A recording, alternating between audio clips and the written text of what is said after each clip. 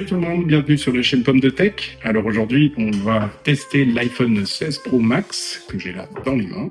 Voilà, donc on va commencer par un petit déballage et on va voir tout ça ensemble.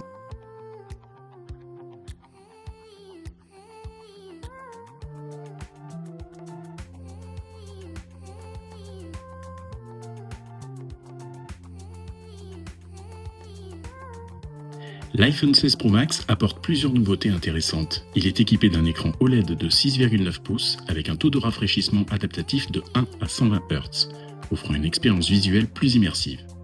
Le nouveau processeur A18 Pro améliore les performances avec une augmentation de 15% de la vitesse du CPU et de 20% pour le GPU, permettant de mieux gérer les fonctionnalités liées à l'intelligence artificielle. L'appareil photo a également été renforcé avec un capteur principal de 48 mégapixels, un ultra grand angle de 48 mégapixels et un téléobjectif de 12 mégapixels avec un zoom optique 5x. Une nouveauté marquante est le bouton de contrôle de la caméra qui facilite la prise de photos, de vidéos et l'ajustement de paramètres, ainsi que l'utilisation de l'intelligence visuelle pour reconnaître les objets dans l'environnement. En termes de design, l'iPhone 16 Pro Max se distingue par des bordures plus fines et un cadre en titane avec des options de couleurs élargies, notamment le titane naturel et le titane du désert. L'appareil photo cette année n'est pas en reste, donc on dispose désormais d'un ultra grand angle 48 mégapixels, d'un grand angle 48 mégapixels fusion, mais qui va permettre donc de prendre des photos beaucoup plus rapidement, ce qui fait que quand vous avez un sujet qui est en mouvement, là, pour la première fois, sur tous les iPhones que j'ai eus, c'est la première fois que j'arrive à capter, par exemple, un sujet en mouvement de façon nette.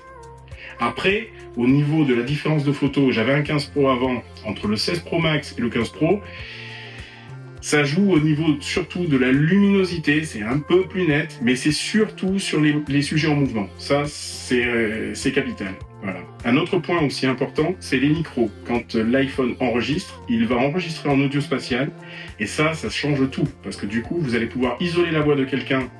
Quand vous prenez une vidéo, par exemple, d'une personne dans un restaurant ou autre, vous n'allez pas entendre ce qui se passe autour. Donc ça, c'est vraiment génial.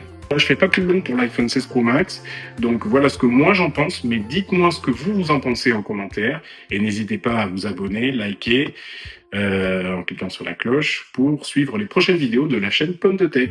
Merci à vous, à très bientôt.